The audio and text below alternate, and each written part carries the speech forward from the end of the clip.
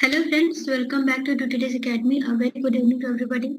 And today is the last session on our Unit 3 Human Resource Development. And this is the second session. Please ignore it. Okay, so I'll be solving some 25 very important MCQs which will be crucial for your SAIL examination, which is going to be conducted on 29 January 2023.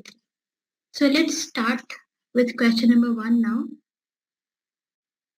What is the act of a company appointing a small group of women or minorities to high-profile position rather than seeking full representation for that group called? Insight, moonlighting, glass selling, inclusion, tokenism. ये question in fact भेल MTHR में पूछा गया था in 2019. Let's see if you know the answer of this question or not. 1B, glass selling. Women और minorities से आप confuse हो रहे हो. ग्लास सेलिंग जो है वो बिल्कुल ही डिफरेंट कॉन्सेप्ट है. क्वेश्चन पूरा पढ़िए. Glass selling is not the answer. Glass selling is not the answer. Question पूरा पढ़िए, अच्छे से पढ़िए. भेल का क्वेश्चन है ये 2019 का. It is a new concept जिसका नाम है टोकेनिज्म. देखिए, सबसे पहले I will clear what is glass selling. Glass selling में वुमेन और माइनॉरिटीज जो रहती हैं, ठीक है, in fact it is the opposite of glass selling. You can say somewhere somehow it can be the opposite. देखिए, वुमेन और माइनॉरिटीज के पास क्वालिटी होती है, एजुकेशन होता है, क्वालिफिकेशन होता है कि वो हाई पोजीशन पे जा सके, अच्छे पोजीशन एक्वायर कर सके. But because of some society और some family expectation or some other thing, they are not able to move upward in the ladder of organization. And जो majority में रहते हैं men, they can easily move upward in the ladder of organization. But women, mostly women और minorities एक glass selling होती है जो कि family या society या other some such pressure, they don't create the right surrounding for them to move upward in the ladder. That is class selling. टोकेनिज्म में क्या होता है? Tokenism is kind of diversity error. इसमें क्या होता है कि कंपनी को लगता है कि हम डाइवर्सिफाइड एम्प्लॉइज को हाई पोजीशन पे भेजेंगे, ऑल्दो उनके पास they may not have the required qualification. देखिए, टोकेनिज्म का डेफिनेशन देखिए. Tokenism is discrimination that occurs when companies make diversity and inclusion mistake. है ना? देखिए, डाइवर्सिटी और इंक्लूजन. सपोज आपके कंपनी में 100 एम्प्लॉइज हैं, 90 from one circle and 5 from 2 minorities. ठीक है. अब you have 5 positions for promotion. ठीक. और ऑल्दो यहाँ से एक ही पर्सन को क्वालिफाइड है, यहाँ से कोई भी क्वालिफाइड नहीं है, और यहाँ से 10 पर्सन क्वालिफाइड है फॉर दैट पोजीशन. बट आप क्या करोगे? माइनॉरिटी को और वुमेन को शो करने के लिए कि आप माइनॉरिटी को भी रिस्पेक्ट देते हो अपने ऑर्गेनाइजेशन में, आप यहाँ से एक पोजीशन उठाओगे, या मे बी 2, यहाँ से 2 पोजीशन उठाओगे और यहाँ से 1 पोजीशन उठाओगे. But these people were not deserving enough. But diversity को इंक्लूड करने के लिए, हाई पोजीशन पे डाइवर्सिटी को इंक्लूड करने के लिए आपने ये जो यहाँ से जबरदस्ती का 2 लोगों को उठाया है, लेकिन यहाँ पे कोई भी क्वालिफाइड नहीं था. This is tokenism. Okay, it can manifest in the workplace in a couple of ways, like hiring a small number of diverse applicants to show they are inclusive organization. This is what my example is saying. समझ में आ रहा है? ये example इसी चीज को बता रहा है. तो ग्लास सेलिंग और टोकेनिज्म, मून लाइटिंग, ये सारे वर्ड्स क्रिस्टल क्लियर होने चाहिए आपके माइंड में. Okay, no issues. देखिए, promoting employees from minority group.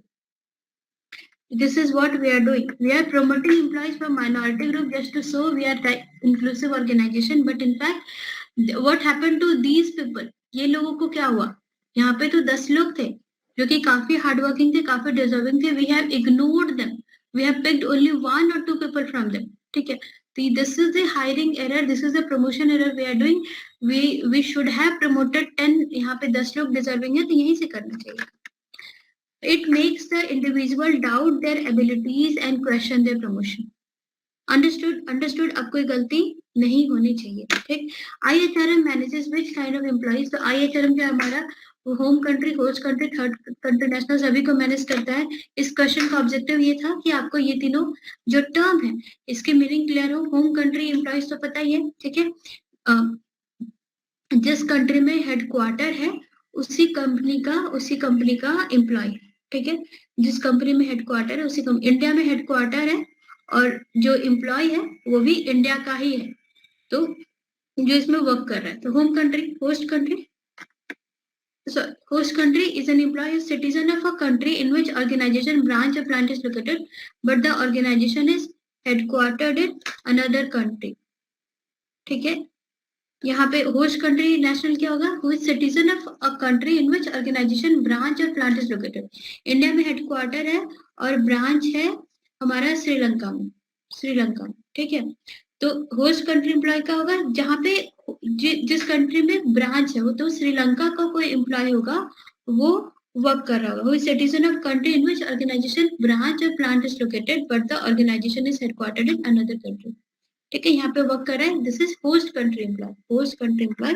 और थर्ड कंट्री नेशनल में क्या होता है कि इंडिया में हेडक्वार्टर है, ठीक, सब्सिडियरी हमारी श्रीलंका में है, and the person who is working here is of some other country, suppose Pakistan. So he is third country national. अब समझ में आ गया, तीनों में डिफिकल्टी नहीं होगी समझने में. Clear. Question number 3. Dash is a process of recruiting back from an international assignment to a home country after completing the assignment or some other issue. When suppose your friend or your parent, someone must be there who is there in suppose USA in a company called Cognizant. ठीक है, वो पहले India में काम करते थे और India से उनको यूएसए भेजा गया for some international assignment, and now he is coming back to India, then that is called repatriation. Going back is expatriation, coming back to India is repatriation. तो एक साइकिल होता है, उनको ट्रेन करो, भेजो, and once the project is completed, then coming back to India and reassigning them to an Indian project. So this cycle has two terms, expatriation and repatriation. इसको expatriation cycle भी कहते हैं. And our answer will be repatriation. देखिए, repatriation is a process of returning back from an international assignment to a home country after completing the assignment or some other issues. Repatriation is the last step in the expatriation cycle, जैसा कि मैंने आपको बताया था, and it involves readjustment and re-entry of international managers and their families back to home country. Correct? चलिए, next question number 4. Which of the following is true? Hofstede defines culture as collective programming of mind which distinguishes the members of one human group from another. Statement 2. The layers of cultural model represent culture as a series of layers. Yes. Thank you all for your answers. 3 का A, 3 का B दोनों answer आए हैं. I will just check कि 3 का answer क्या था. एक्सपैट्रिएशन में आंसर आया था, आंसर होगा repatriation. I hope it's clear. देखिए, क्वेश्चन नंबर 4 का आंसर अगर आप if you know please answer question number 4.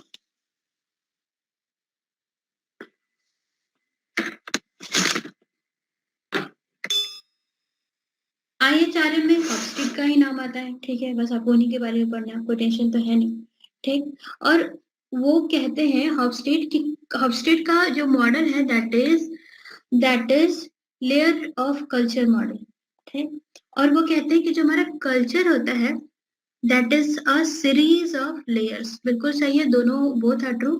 जैसे कि ओनियंस के लेयर होते हैं. ठीक है, एक के बाद पता चलता है, एक के बाद ओनियंस के जो लेयर्स होते हैं वैसे ही होता है. तो जो अपवर्ड लेयर होता है, ठीक है, वो रेडिली विजिबल होता है कि ड्रेस, बॉडी लैंग्वेज, क्या खाना खा रहे हो. ठीक है, उससे सपोज आपको ही जापान में आपको जाना है तो वहाँ पे आपका कल्चर आपको वहाँ का समझना होगा पहले. अगर जापान में सपोज आपको पोस्ट किया गया फॉर 5 डेज, तो आप सबसे पहले जो आउटवर्ड लेयर होता है वो ऑब्जर्व करते हो, जैसे कि बॉडी लैंग्वेज, ड्रेस, फूड, और उसके बाद एक के बाद धीरे धीरे धीरे धीरे जब आप किसी जापानीज पर्सन या जापानीज कल्चर को समझने की कोशिश करते हो तो फिर वहाँ का रिलीजन, वहाँ के वैल्यूज, वहाँ के फिलोसफी, ये सारा कुछ धीरे धीरे one by one when you go deeper and deeper you get to know this, ठीक है। तो जो आउटसाइड लेयर होता है that is easily to understand and the inner layer of culture is most difficult to understand, ठीक है।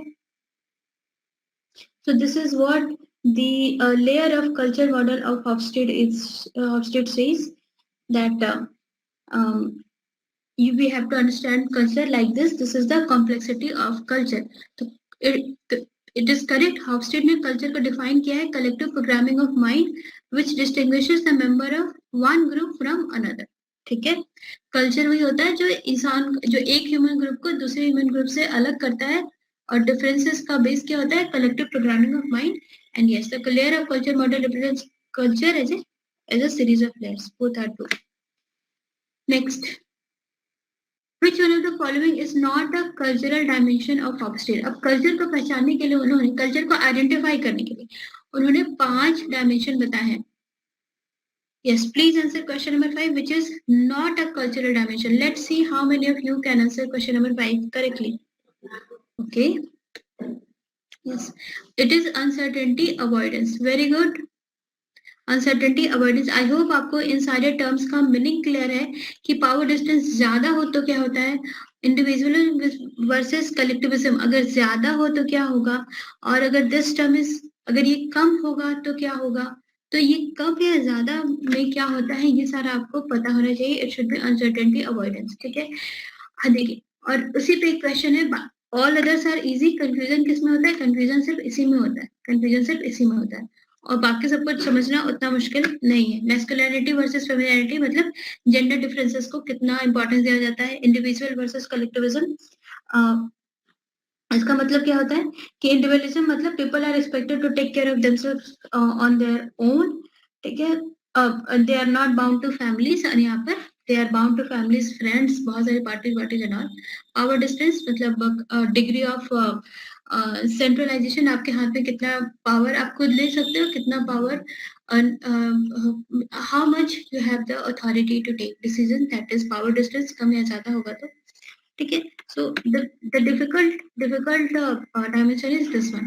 High certainty avoidance indicates that country has a low tolerance for uncertainty and ambiguity. This will create a society which is rule oriented, has laws, regulation and controls. Yes, question number 6.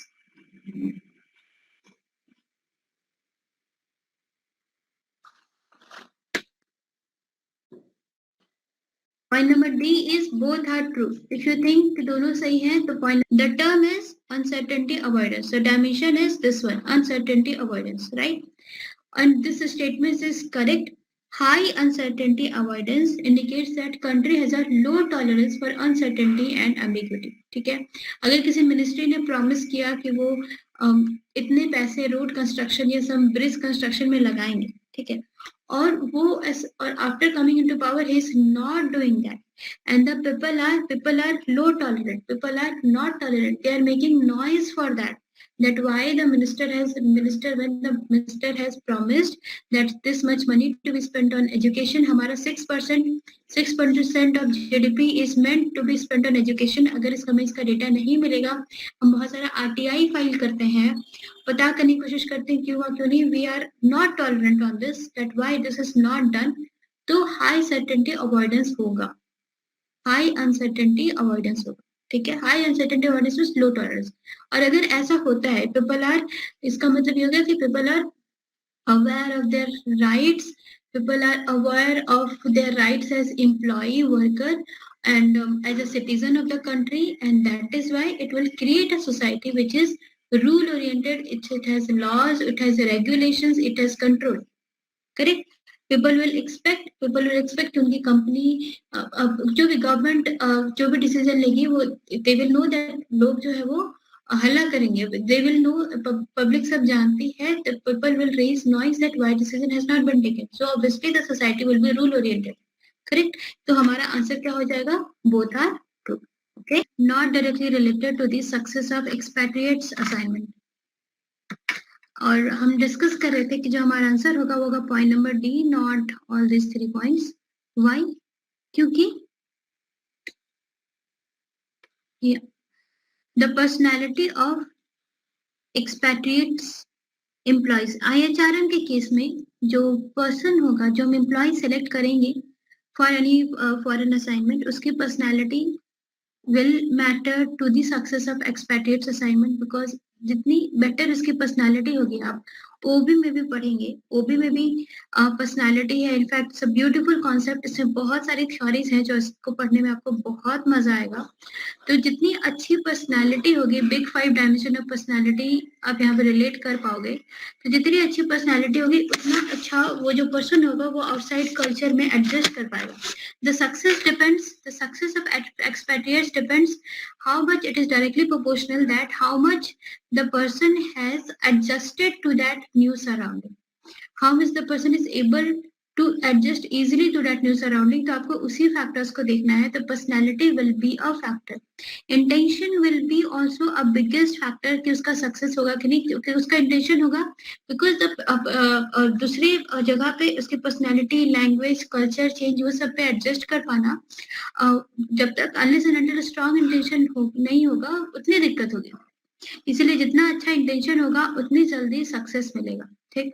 The incompatibility of a spouse to adjust to the new situation, yes it is directly related, because इससे क्या होगा, अब आप खुद समझ सकते हो कि अगर वो अपनी फैमिली के साथ मूव किया है फॉरेन में and this spouse is not compatible to adjust to new situation, तो उसे वहां पे उसे भी इनफैक्ट वहां पे एडजस्ट करने में दिक्कत होगा. This spouse is problem, so he will not get the proper support and that will also be the reason for his slow success या फिर failure of his assignment. तो यहाँ पे ये भी इंश्योर करना है, जैसे मैंने बोला डायरेक्टली रिलेशन होगा इस चीज पे कि वो कितनी जल्दी कितने अच्छे से एडजस्ट कर पा रहा है and this problem will hinder his adjustment, right? So that is why this is also related. और nature of products produced by the company, इससे कोई मतलब नहीं है. जो इंडिया में प्रोडक्ट प्रोड्यूस होता होगा सेम टू सेम वही प्रोडक्ट ही हो सकता है कि वहां पे भी हो, तो इट इज नॉट रिलेटेड. ठीक है, ओके, ठीक है, समझ में आ गया. इसका आंसर डी क्यों होगा, समझ में आया. ओके, चलिए next question number 8. Employees in Australia and US expect to have a much greater say in decision making and more autonomy in their work. In fact, this is a truth. This statement is truth कि India से ज्यादा Australia और US में जो employees होते हैं उनका से ज्यादा होता है डिसीजन मेकिंग में, उनके पास ज्यादा ऑटोनॉमी होती है. तो ये कल्चर जो होगा वहां पे क्या होगा, हाई पावर डिस्टेंस होगा, लो पावर डिस्टेंस होगा, इक्वालिटी इन स्टेटस या फिर कोऑपरेटिव वर्क एनवायरनमेंट. वो जो कल्चर होगा कि ऑस्ट्रेलिया और यूएस में लोगों के पास ज्यादा डिसीजन मेकिंग कैपेबिलिटी है, they have more autonomy in their work, so that will be high power distance, low power distance, equality in status या फिर cooperative work environment.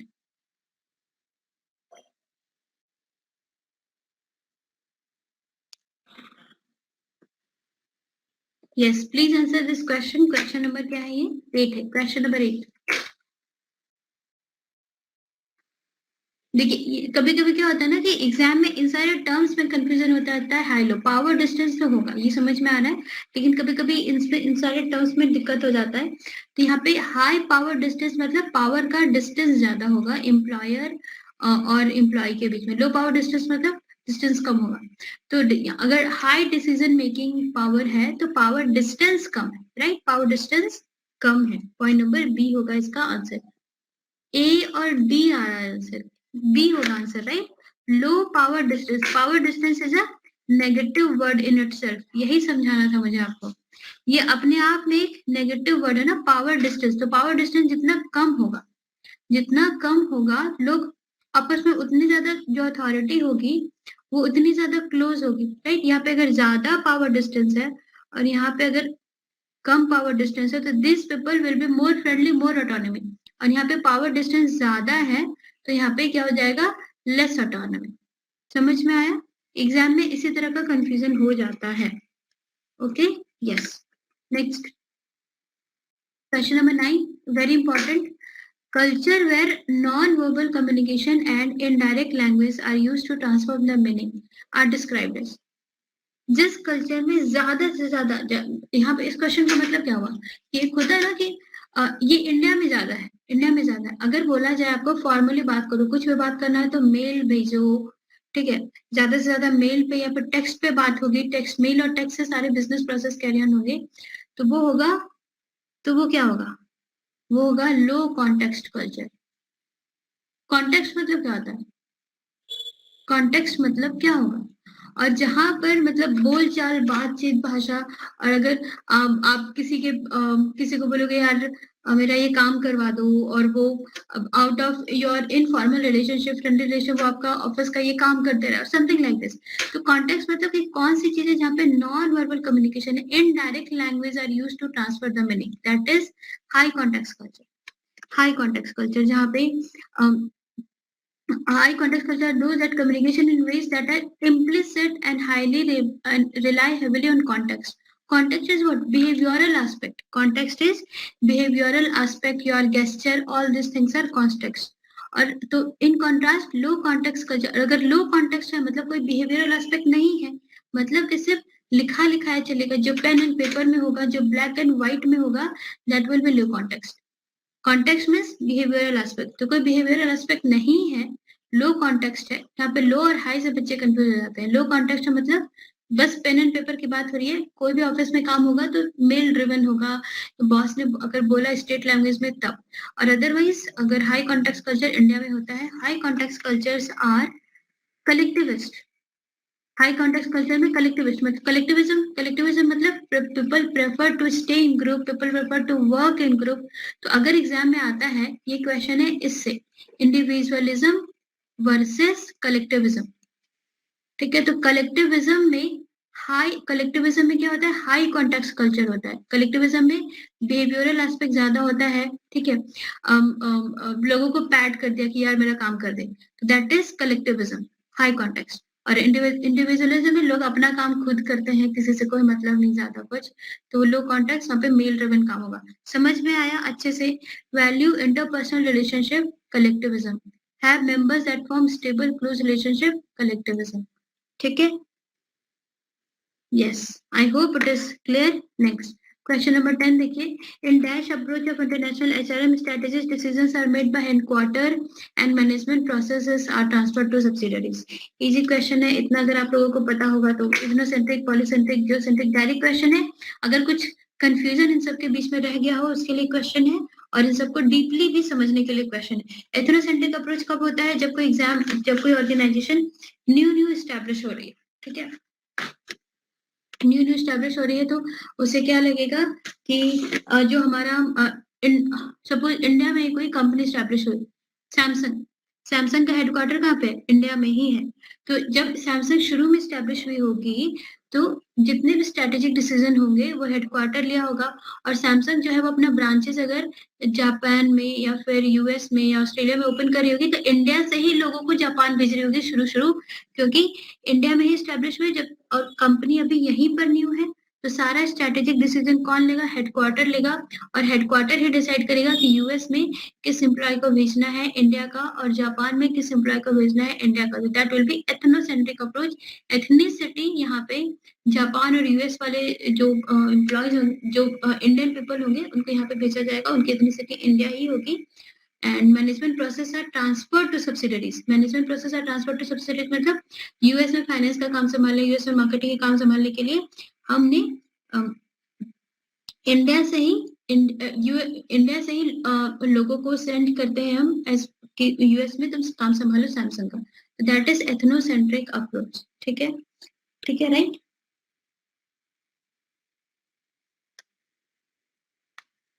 Most important positions are filled by parent country national. Most important positions यहाँ पर है अलग countries में, that are filled by parent country national. India के जितने भी लोग होंगे वो इस केस में पेरेंट कंट्री नेशनल होंगे। पॉलीसेंट्रिक अप्रोच में क्या होता है कि यहाँ पे क्या होता है, जो पीसीएन जो होते हैं वो पेरेंट कंट्री नेशनल, यूएस या जापान में इनके नंबर में रिडक्शन आ जाता है, और यूएस और जापान में जो भी इंपॉर्टेंट पोजिशंस होते हैं वो हम वहां के जापान वाले लोगों से ही फिल करने लग जाते हैं, यूएस वाले लोगों से ही फिल करने लग जाते हैं। यहाँ पे क्या होता है कि हम फ्री हो जाते हैं कि थोड़ी डिसीजन मेकिंग हम इनको भी दे देते हैं, डिसीजन मेकिंग पावर इनको भी दे देते हैं, और यूएस और कल्चर की जापान को भी कि यूएस का कल्चर और जापान के कल्चर को भी फ्रीली अडॉप्ट करने की कोशिश करते हैं। If the people are working important position in US are filled by US citizens, then we are allowing the culture of US to blend into our organization. Okay, local managers को ज्यादा autonomy दी जाती है और they develop their own management practices which will be appropriate for US subsidiary. Correct, ठीक है। Geocentric approach में क्या होता है, कोई मतलब नहीं, ठीक है, कोई भी मतलब नहीं। और जैसे कि पराग अग्रवाल को बनाया गया था ट्विटर का सीईओ पराग अग्रवाल को बनाया गया था, इसमें बस कॉम्पिटेंसी देखी जाती है कि ऑल ओवर वर्ल्ड जो भी उस पोजीशन के लिए कॉम्पिटेंट है हम उसे इलेक्ट करके रखेंगे irrespective of his nationality. The same thing has been written here. Ethnocentric approach means we hire people from parent country to fill positions all over the world. Okay. Yes. Polycentric. Please read about it. Read about it. कि अगर कोई question इन सारे sentences से बनता है, then you are able to answer. When a company adopts the strategy of limiting recruitment to nationals of host country, समझ में आया? It is called polycentric approach. The purpose of adopting this approach is to reduce the cost of foreign operations gradually. Okay, even those organizations which initially adopt the ethnocentric approach, सबसे पहले जो organization ethnocentric approach adopt किए थे वो धीरे धीरे polycentric approach पे चले जाते हैं, जैसे कि Samsung. The primary purpose of handing over the management to local people, हमने US सब्सिडरी का काम US सिटीजन को ही बोल दिया, to ensure that company understands the local market condition. Correct. Local political scenario, cultural and legal requirements better. Okay, the companies that adopt this method normally have a localized HR department. है ना, यहाँ पे US का अपना localized HR department होगा, बिल्कुल होगा polycentric में, ठीक है।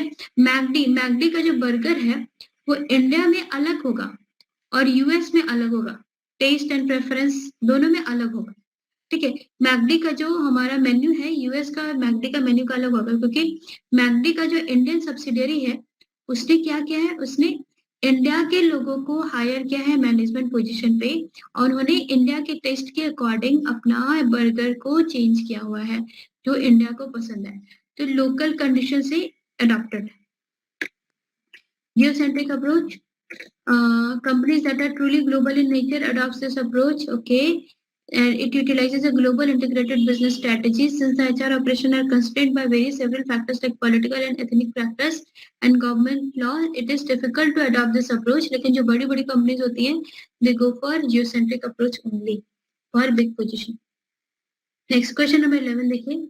Which of the following is true? An international company has headquartered in only one nation while multinational company has subsidiaries in many nations. An international company is involved in local culture adoption while it is not true for multinational company.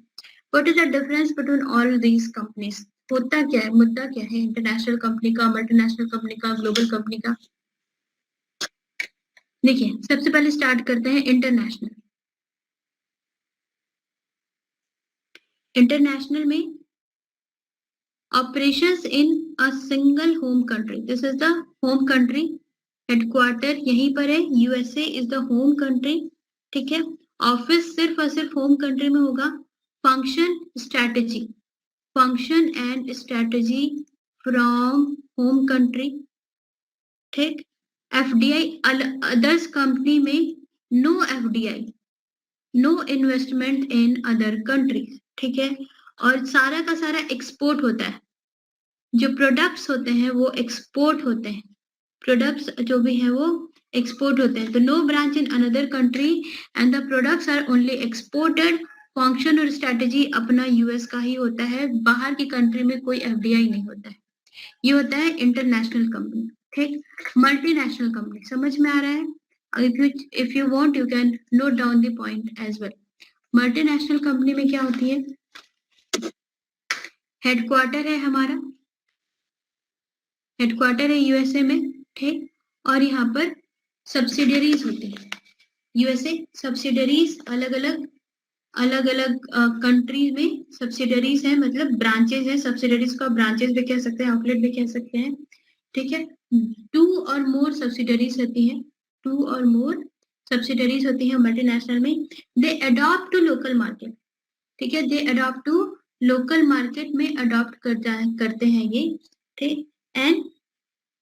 And but they have a centralised structure. Decisions अभी भी USA लेता है, function strategy USA लेता है, but subsidiaries को भी freedom होता है कि वो लोकल मार्केट को अडॉप्ट कर सके और चेंज कर सके अपने हिसाब से। यहाँ पे कोई सब्सिडरीज होती ही नहीं है। सब्सिडरीज बाय चांस है भी कोई छोटी मोटी, तो सारा डिसीजन यूएसए ही लेगा। नो लोकल अडॉप्शन, सारा सामान एक्सपोर्ट होता है, ठीक है। बट मल्टीनेशनल में सब्सिडरीज होती है। एक और कंपनी होती है ट्रांसनेशनल। ट्रांसनेशनल कंपनीज में कोई कंपनी हो गई, ठीक है, हेडक्वार्टर यहाँ पे भी है, ठीक, और हेडक्वार्टर सब्सिडरीज में भी है, हेडक्वार्टर सब्सिडरीज में भी है, सब जगह है, ठीक है। बहुत ही फ्लेक्सिबल होती है ये सारी ऑर्गेनाइजेशन, और पूरा सब जगह एफडीआई, यहाँ पे भी एफडीआई कर दिया, यहाँ पे भी एफडीआई कर दिया, यहाँ पे भी एफडीआई कर दिया। बहुत ही ओपन अप्रोच होता है इन सारी कंपनीज का, ठीक है। बस और सिर्फ ब्रांड नेम सेम होता है, only brand name is same. जैसे कि कोई कंपनी है, इंडिया में भी है और यूएस में भी है, ब्रांड नेम सेम है, इंडिया में अलग चल रहा है, यूएस में अलग चल रहा है, ठीक है। जैसे कि मैकडी, ट्रांसनेशनल में सबसे अच्छा एग्जाम्पल हो जाएगा हमारा मैकडी का, जो हम लिए थे, ठीक है। लोकल कल्चर अडॉप्शन जितना होता है करते हैं। सेपरेट मैन्युफैक्चरिंग यूनिट होता है, सेपरेट कंट्री में सेपरेट मैन्युफैक्चरिंग होता है, सिर्फ ब्रांड नेम सेम होता है, ठीक है। This is what transnational. और ग्लोबल कंपनीज क्या होती है? ग्लोबल कंपनीज क्या होती है? I think this all is visible to you. Global में एक ही स्टैंडर्ड होता है in all subsidiaries, one standard in all subsidiaries. देखिए, मैकडी का मैंने बताया, मैकडी का बर्गर यूएसए में अलग होगा, इंडिया में अलग होगा, जापान में अलग होगा, ऑस्ट्रेलिया में अलग होगा। लोकल कल्चर अडॉप्शन था, पर तो ये ट्रांसनेशनल कंपनी होगी। लेकिन ग्लोबल कंपनी में एक ही स्टैंडर्ड होगा इन ऑल सब्सिडी, जैसे कि एमएस वर्ड, एमएस ऑफिस जो है वो हमारा इंडिया में भी सेम होगा, यूएस में भी सेम होगा, दुनिया के किसी कोने में सेम होगा, राइट। तो no local adoption, no local branding, ना लोकल ब्रांडिंग होती है, ना लोकल अडॉप्शन होता है। इसका एक ही स्टैंडर्ड होता है जो कि सब जगह वही चलता है, सब जगह वही स्टैंडर्ड चलता है। It has foothold in many companies. The global countries have foothold in many companies. They go with the same name, same brand, same name, and they are they are everywhere same. ठीक, तो चलिए फिर से question पढ़ते हैं। An international company has headquartered in only one nation. ठीक, चलिए बिल्कुल सही है। लेकिन multinational companies has subsidiaries in many nations. Multinational companies has subsidiaries in many nations, बिल्कुल सही है। And international company is involve in local culture adoption. No, this is wrong.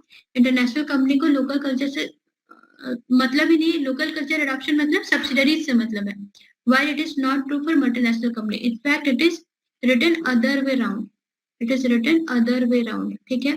Multinational company जो होती है वो लोकल कल्चर अडॉप्ट करने की कोशिश करती है, ठीक। इनका अलग अलग जगह सब्सिडरीज होता है, लोकल कल्चर अडॉप्ट करने की कोशिश करती है। हेडक्वार्टर एक ही होता है, स्ट्रैटेजी में यहीं पे ली जाती है। जितना जरूरत होता है धीरे धीरे करके डिसेंट्रलाइज किया जाता है। So our answer will be only one is true, first one is true, right? Yes, ठीक है। या next question number 12। A schedule in which an employee works fewer but longer days each week is known as, right? 8 hours into 5 days कितना हुआ? 40 hours। तो 40 hours को हम कर देंगे 10 hours into 4 day। आपको 4 ही दिन जाना होगा ऑफिस और 40 घंटे काम, और पर लंबा लंबा काम करना पड़ेगा। तो this is compressed work week. ये भी आजकल बहुत फेमस हो रहा है। कंप्रेस्ड वर्क वीक में क्या होता है? It allows an employ to work at traditional 35-40 hour जो वर्क वीक होता है उसको 5 दिन से कम में आपको करना है ना। This is compressed work week. A compressed work week schedule allows employees to work a full 40-hour week in a fewer than typical 5 days.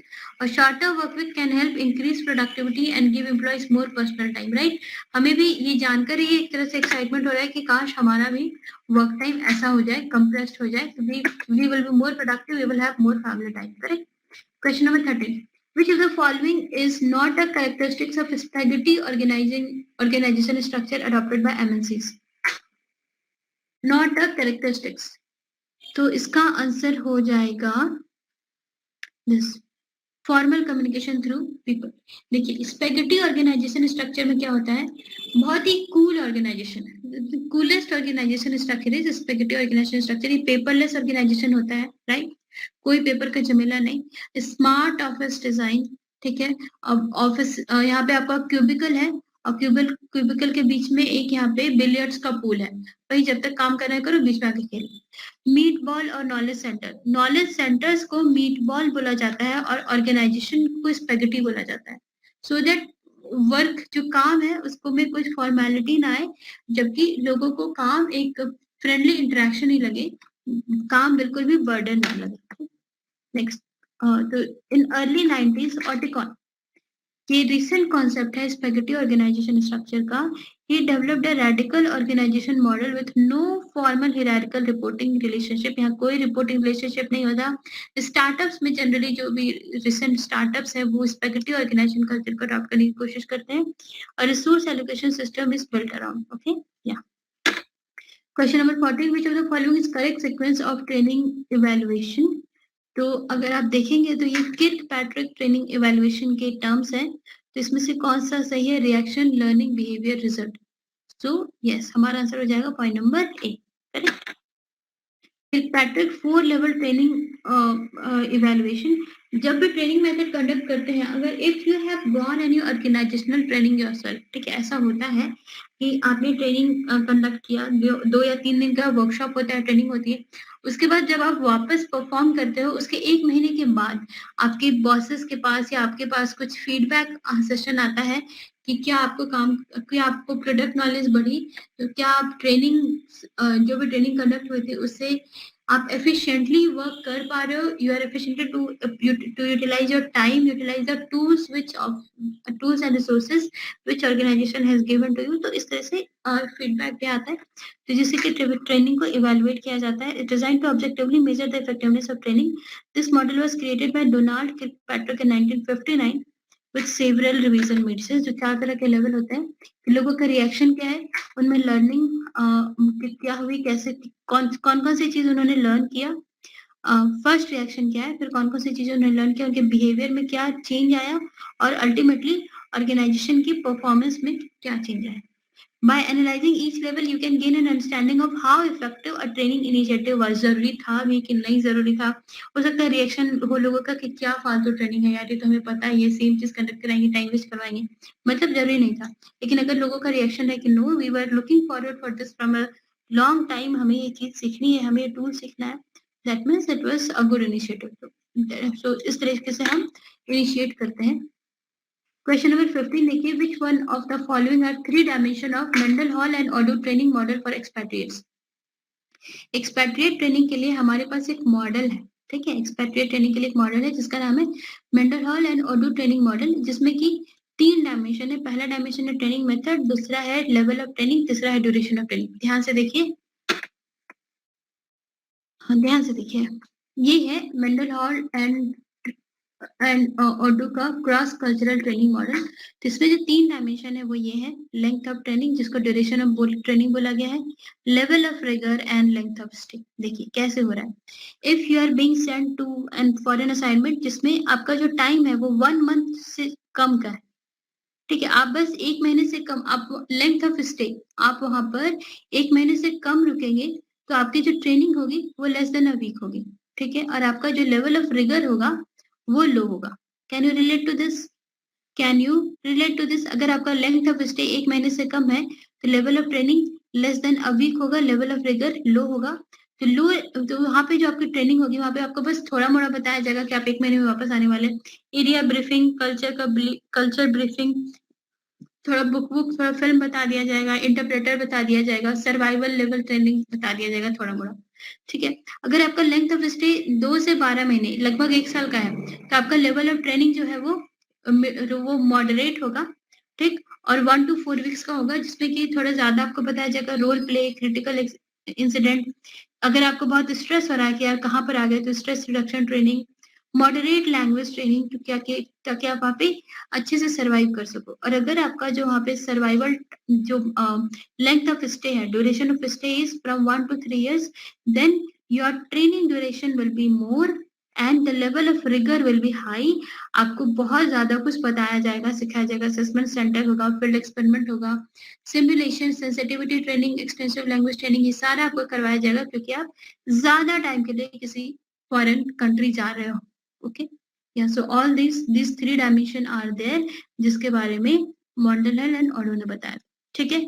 Correct, याद हो गया आपको। Next, which of the following is or are not team building approaches? इसमें से कौन से team building approach नहीं है? नहीं, Johari window is a team building approach, positive reinforcement नहीं है, बिहेवियर मॉडिफिकेशन नहीं है। इन दोनों में कभी भी टीम का कोई नाम आता ही नहीं, दिस कोई मतलब नहीं है ना। मैं एक पर्सन का हम बिहेवियर मॉडिफाई करते हैं, पॉजिटिव रिइंफोर्समेंट एक पर्सन का। जोहारी विंडो एक टीम बिल्डिंग अप्रोच होता है। डोमेन रिशफलिंग के लिए हमें टीम चाहिए, तो हमारा आंसर हो जाएगा ए और डी। अब चलिए, जोहारी विंडो अगर आपको नहीं पता है तो we are having a small note है। तो जोहारी विंडो है जो एक फ्रेमवर्क है, जिसमें कि आप for understanding conscious and unconscious bias that can help increase self-awareness and our understanding about others. Okay, दो साइकोलॉजिस्ट जोसेफ लुफ्ट एंड हैरिंगम इंगम, इन दोनों ने मिलकर के जोहारी विंडो बनाया था, जो हैरी। ओके, इसमें 4 एरिया होते हैं जोहारी विंडो में। There are 4 areas. Open area को एरेना कहते हैं, ठीक। Open area is known to others, known to self. और जो बातें आपकी आपको खुद की बातें नहीं पता है कि आपका बिहेवियर, आपका जो थिंकिंग है उसके बारे में, in fact some knowledge about your personality you are not known to yourself, लेकिन but others know about that, so that is blind spot. Not known to others, but you know that think about yourself, that is hidden area. और not known to others and not known to self, तो ये हो जाएगा unknown. जैसे कि आपने कोई बहुत पहले कोई एक्सीडेंट अंडरगोन किया है, उसके कारण मेंटली आपको बहुत अफेक्ट हुआ है, but you are not conscious that mentally आप उस वो जो एक्सीडेंट है आपको जिस तरीके से आपको अफेक्ट किया, you yourself don't know that your behavior is because of that accident and others also don't know, वो हो जाएगा unknown area. This is the Johari window model. और यहाँ पर देखिए ये चारों एरिया है, उसका थोड़ा सा एक्सप्लेनेशन है। Open area, this is mainly the area where all communication occur, है ना। आप फ्रेंडली इंटरेक्शन जब हम एक दूसरे से बात करते हैं तो वो ओपन एरिया सेल्फ एरिया होता है, जहाँ पे हम अपनी बातें एक्सप्रेस करते हैं, सामने वाले की बातें सुनते हैं, टेक फीडबैक सोलिसिटेशन होता है। Is a process which occurs by understanding and listening to the feedback from another person, ठीक है। तो through this way the open area can be increased horizontally, decreasing the blind spot। Okay, बात करके अगर आप जितना ज्यादा इंटरेक्ट करोगे उतना ज्यादा ये एरिया बड़ा होता जाएगा और ये एरिया रिड्यूस होता जाएगा, ठीक। उसके बाद देखिए सेकेंड वन, ब्लाइंड सेल्फ और blind spot. Information about yourself that others know, लोगों को पता है बट आपके बारे में ही नहीं, आपको खुद नहीं पता है। अदर्स में interpret yourself differently than you expect, ठीक है। ये है blind spot. The blind spot is reduce for an efficient communication through seeking feedback from others. अगर आप लोगों से पूछते हो भाई आपको मेरा प्रेजेंटेशन कैसा लगा, ठीक है, तो वो हो जाएगा ब्लाइंड सेल्फ, कि आपको खुद यू आर नॉट श्योर कि आपने प्रेजेंटेशन कैसा दिया है और आप लोगों से बार बार पूछ रहे हो, that is blind self. Hidden area और फैक्टेड, यहाँ पे कंफ्यूजन होता है।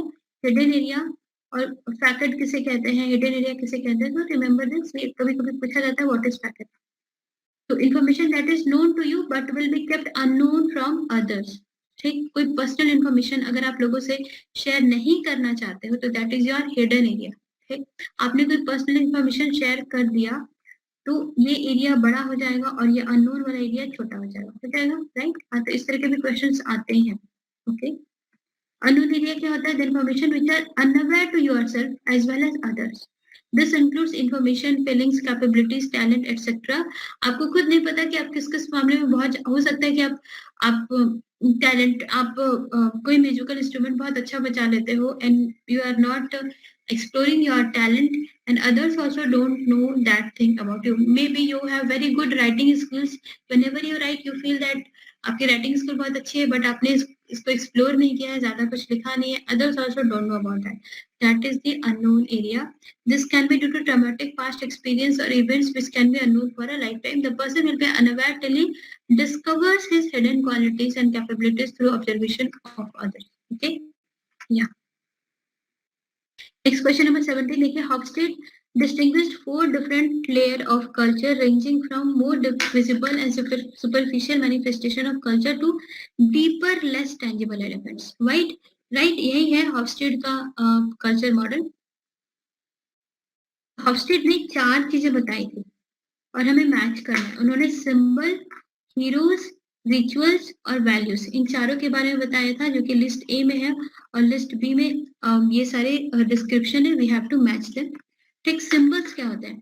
तो सिंबल्स, अगर हम ये point number 1, point number 2, point number 3 और पॉइंट नंबर 4 पढ़ेंगे, तो symbols are actually words, gesture and object that carry a particular meaning for the member of a society. तो ए का डेफिनेटली ए का 4 है, ए का 4, right.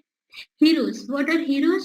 The heroes will be person obviously refers to person alive or dead, real or imaginary, who embody characteristics that are highly prized in a society. तो इसका answer definitely 3 हो जाएगा. ठीक, उसके बाद आ गया रिचुअल्स और वैल्यूज. तो रिचुअल्स क्या होते हैं? Rituals are actually social rules and norms that need to be followed in a certain environment. होता है ना कि वेडिंग रिचुअल्स क्या क्या है. तो this is 2.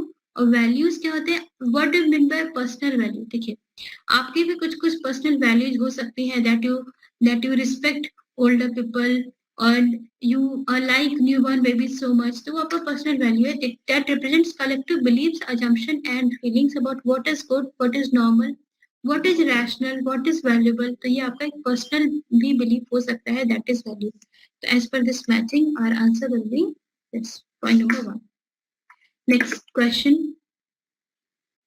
Which of the following statements are true with respect to Perlmutter's 1969 work on top management's attitude towards internationalization and its impact on organizational structure, line of communication, information, and approach to HRM activities?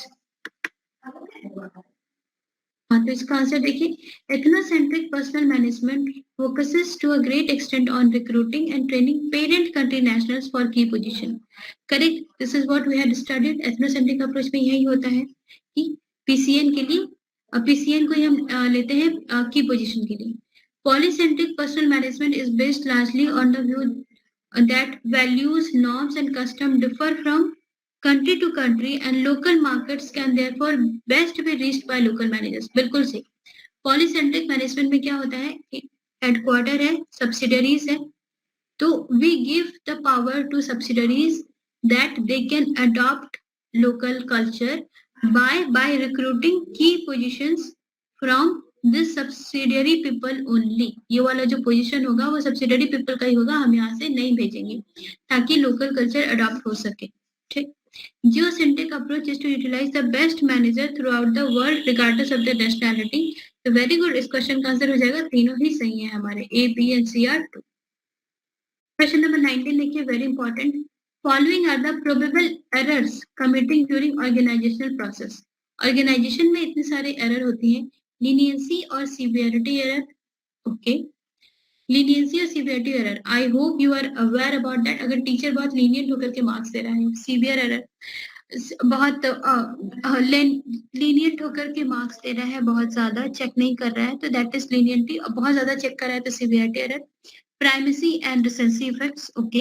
Hello effect, spill over effect, status effect, perceptual set. Which of the following statement are true?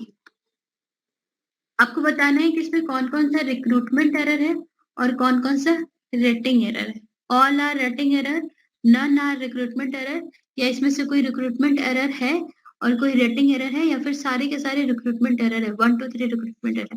तो 2 तरह के error बताए गए हैं, rating error and recruitment error. कौन सा rating error है, कौन सा रिक्रूटमेंट एरर है, we have to find out. देखिए, halo effect, spill over effect, status effect, perceptual set क्या हो गया, एक तरह का परसेप्चुअल बायस हो गया कि हमारा परसेप्शन किसी इंसान के लिए कैसा फॉर्म हो रहा है. परसेप्चुअल बायस, परसेप्शन कैसा फॉर्म हो रहा है, हमारा बिलीफ, हमारा एटीट्यूड किसी पर्सन के लिए कैसा है. बाय डिफॉल्ट अगर हमें कोई पर्सन पसंद नहीं होता तो even if he is working very hard तो हम उसे थोड़ा कम मार्क्स देते हैं because some natural intent we do not like him और something. That is perceptual bias, जैसे परसेप्चुअल सेट लिखा है. In fact, all of these are rating error. Performance को जब हम रेट कर रहे होते हैं तो हम ये सारे एरर्स करते हैं. रिक्रूटमेंट एरर में क्या होता है, रिक्रूटमेंट एरर में हो सकता है कि हमने ठीक से हमारे जो भी क्वालिटीज हमें चाहिए थी हमने जॉब डिस्क्रिप्शन में ठीक से डिस्क्राइब नहीं किया, जॉब स्पेसिफिकेशन में एग्जैक्टली डिस्क्रिप्शन नहीं हुआ, ऑर्गेनाइजेशन में जो भी टैलेंट गैप था हमने उसे ठीक से प्रोजेक्ट नहीं किया, ठीक है, अपने रिक्रूटमेंट में या फिर एडवर्टाइजमेंट में, तो वो सारा रिक्रूटमेंट एरर हो जाता है. रेटिंग एरर है ये सारे के सारे. परफॉर्मेंस, जब ऑर्गेनाइजेशन में परफॉर्मेंस इवैल्यूएशन होता है उस समय हेलो इफेक्ट हो सकता है, बिल्कुल स्पिल ओवर इफेक्ट हो सकता है, स्टेटस इफेक्ट, परसेप्चुअल सेट, ये सारा जो है वो रेटिंग एरर में आता है. तो हमारा आंसर हो जाएगा all are rating error, none are recruitment error. Yes. So C and D are true, A and B are false. Correct? चलिए. Next question number 20. The book The Machine That Changed the World, which brought the lean production and lean thinking concept to limelight, was authored by. ये एक book है The Machine That Changed the World. Six sigma की बात होती है, लीन production, लीन thinking की बात होती है. बहुत ही अच्छी बुक है, अगर आपको कभी मिले लाइब्रेरी में तो पढ़ सकते हो आप. ठीक है, अगर आपका इंटरेस्ट है तो. This was written by James P Womack, Daniel T Jones, Daniel Roos. Okay, या इतना तो याद नहीं रहेगा, थोड़ा भी याद करने की कोशिश कीजिए कि डैनियल वाले दो लोग थे, ठीक है, और यहाँ पे जोन्स है तो जोन से जेम्स आ रहा है. डैनियल वाले दो लोग थे और जोन से जेम्स आ रहा है. इस तरह से अगर हो सके इस तरह से मैंने याद रखने की कोशिश की थी. Next question number 21. Which of the following statement about the awareness position described below in respect of Johari window model of interpersonal process are correct? Johari window के बारे में कौन कौन सी चीजें सही हैं देखते हैं. Shared and mutually held public information, feelings, motives, etc. Okay. Hidden information, motives, feelings, etc. are known only to self. Unsuspected information, feelings, reaction, etc. only known to other parties. Undiscovered potential and creative reservoir known neither to the self nor to others. Quotes क्या क्या है, अच्छा यहाँ पे quotes में लिखा है कि कौन सा ब्लाइंड स्पॉट है, कौन सा डार्क, कौन सा क्लोज्ड, कौन सा arena. Okay, we have to find out. पहला वाला तो एरेना है. Arena is open area, arena is open area.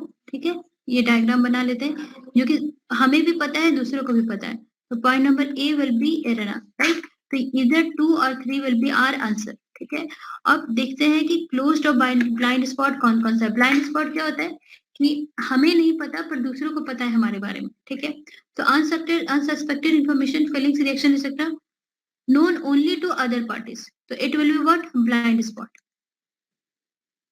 That we don't know this thing about ourselves. समझ में आ रहा है, कहीं भी आपको दिक्कत लगे तो आप बताइएगा. तो एरेना के बाद ब्लाइंड स्पॉट आएगा तो हमारा आंसर इमीडिएटली पॉइंट नंबर 3 हो जाएगा. तो अगर ऐसा भी आता है तो आप नहीं sorry, point number C is blind spot, right. तो एरेना क्लोज्ड ब्लाइंड स्पॉट, हमारा आंसर क्या हो जाएगा पॉइंट नंबर 2. मेरी तरह मिस्टेक नहीं कीजिएगा एग्जाम में. This is point number A, this is B, this is C, and this is D. Closed. Hidden information, motives, feelings, etc. only known to self. This is known as closed area, this is known as hidden area, this is known as facade. तीनों इसी को बोलते हैं. ठीक है, and this is dark, किसी को भी नहीं पता है, neither to self nor to others. So this is dark. Point number D will be dark. Correct? Okay. Next question number 22. Weisbot MR proposed an organizational diagnosis model which is one of the most popular, straightforward and easy to use system model. This model is known as. तो Weisbot ने एक model प्रोपाउंड किया था, किसके लिए? Organisation को diagnose करने के लिए। और डायग्नोस करना मतलब फाइंड आउट करना कि ठीक ठाक काम कर रहा है कि नहीं, प्रॉब्लम कहीं पे है तो किस डिपार्टमेंट में है, कैसे है। तो इस मॉडल को हम कहते हैं 6 बॉक्स मॉडल। और 6 बॉक्स मॉडल एक्चुअली होता क्या है? ये एक फ्रेमवर्क है to analyse the effectiveness of business in being able to execute a strategy. कोई स्ट्रेटेजी एग्जीक्यूट करना है तो कितने अच्छे से कोई कंपनी कर सकती है। ओवरऑल एक डायग्नोस अगर हमें करना है अपने ऑर्गेनाइजेशन को किसी भी काम करने के लिए, तो वो 6 बॉक्स मॉडल होगा। It identifies 6 areas where problem में ऑकर, कहाँ कहाँ पे प्रॉब्लम हो सकता है, 6 एरिया बताता है वो। कंप्लीट रिव्यू कर सकते हैं हम विजबॉट 6 बॉक्स मॉडल से किसी भी ऑर्गेनाइजेशन का। तो जो 6 कैटेगरीज है वो क्या क्या है? पर्पस, स्ट्रक्चर, पर्पस, ऑर्गेनाइजेशन का जो पर्पस, मिशन है, वैल्यूज है, वो कितना फिट है, कितना सही है, उसके स्ट्रक्चर में सब कुछ ठीक ठाक है कि नहीं, वहाँ पे रिलेशनशिप कैसे हैं, डिस्प्यूट्स तो नहीं होते ज्यादा, वहाँ का इंसेंटिव रिवॉर्ड स्ट्रक्चर कैसा है, लीडरशिप कैसी है ऑर्गेनाइजेशन की, एम्प्लॉयर एम्प्लॉय रिलेशनशिप कैसा है, helpful mechanism, grievance redressal committee वगैरह है कि नहीं, कैसे काम कर रही है, वो सब कुछ। तो ये 6 जगह ही पता चलेगा, और कि हमें किसी ऑर्गेनाइजेशन को डायग्नोज करना है तो ये 6 जगह ध्यान देंगे। To perform an organizational diagnosis, it is essential to have a basic understanding of what diagnosis means and why it must be actually. Okay. Question number 23. When people enjoy high level of satisfaction on new jobs as compared to dissatisfaction felt with their old jobs, maybe some of you would have felt this, they are enjoying that effect. बहुत बुरी तरीके से dissatisfied थे पुरानी job से, अब नए job पे स्विच किया, we are very much satisfied in the beginning, तो वो हो जाता है honeymoon effect. Okay. Question number 24, the term conjunction एक टर्म होता है, is a state of relationship under which the parties instead of offering their best offer the least in absence of which the relationship will break is developed by. Conjunction क्या होता है? उतना ही काम करेंगे जितना जरूरत है, मिनिमम, नौकरी बच जाए बस। अच्छा परफॉर्म नहीं करना है, मेहनत करने की क्या जरूरत है, इतना टारगेट 10 था, 2 फुलफिल कर देंगे, नौकरी तो बच जाएगी। बॉस 2 भी कर देंगे तो बॉस काम से तो नहीं निकालेगा, 2 से कम करेंगे तो काम से निकाल सकते हैं। तो that is what is conjunction, doing minimum not best, doing minimum just to remain in the employment, just to manage the relationship with the organization, that is what is conjunction, instead of offering their best। 10 target है, 10 नहीं fulfil करेंगे, 2 या 3 कर देंगे, बच जाएंगे काम से, फिर अगला दिन चलो आएंगे, that is conjunction। okay, and this was given by Neil W. Chamberlain। चलिए last question for the day, the HRD matrix. HRD matrix when I am saying that आपके मन में आ जाना चाहिए कि एचआरडी मैट्रिक्स में 4 चीजें थी, वो क्या क्या थी? एचआरडी इंस्ट्रूमेंट थे, प्रोसेस थे, आउटकम थे, ऑर्गेनाइजेशनल इफेक्टिवनेस था। ये चारों मेरे माइंड में आ रहा है, ऐसे ही आपके मन में भी आना चाहिए कि क्या है एचआरडी मैट्रिक्स, उनका आपस में लिंकिंग क्या है, क्यों है इन्हें मैट्रिक्स क्यों बोलते हैं, जो कि एचआरडी चार एचआरडी सबसिस्टम को लिंक किया है। कौन कौन सा था? एचआरडी इंस्ट्रूमेंट से एचआरडी प्रोसेस आया, एचआरडी प्रोसेस से एचआरडी रिवॉर्ड आया, यस, और उसके बाद फिर ऑर्गेनाइजेशनल इफेक्टिवनेस। तो एचआरडी सब सिस्टम को हम कंबाइन करते हैं एचआरडी मैट्रिक्स में with the development dimension, it was evolved by TV Rao. ओके, याद रहेगा एचआरडी मैट्रिक्स में नाम किसका आता है? टीवी राव का आता है। ठीक है, so with this I'll be ending the session today. I hope you like this session, and also we are finishing with the third unit HRD, and we will be starting with a very interesting unit, organizational behavior, from tomorrow. And I hope you are enjoying this session, you are learning from this session, and you will be learning from the future sessions which we have programmed for you as well. So thank you all for your time, and yes, I'll be winding up the session. Thank you.